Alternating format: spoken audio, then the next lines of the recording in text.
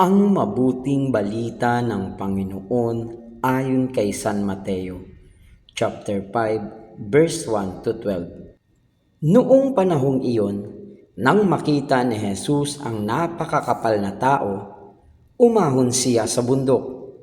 Pagkaupo niya ay lumapit ang kanyang mga alagad, at sila'y tinuruan niya ng ganito: Mapalad ang mga aba na wala nang inaasahan kundi ang Diyos, sapagkat makakasama sila sa kanyang kaharian.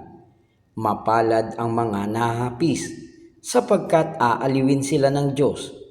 Mapalad ang mga mapagpakumbaba, sapagkat tatamuhin nila ang ipinangako ng Diyos.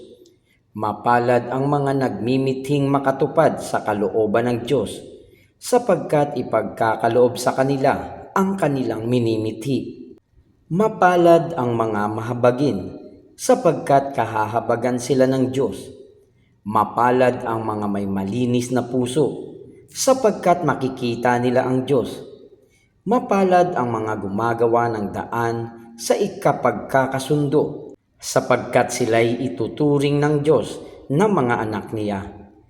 Mapalad ang mga pinag-uusig dahil sa kanilang pagsunod sa kalooban ng Diyos, sapagkat makakasama sila sa kanyang kaharian.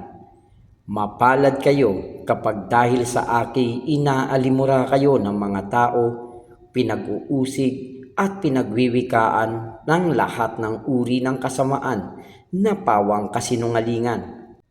Magdiwang kayo at magalak, sapagkat malaki ang inyong gantimpala sa langit. Gayon din ang ginawa ng mga tao sa mga propetang nauna sa inyo.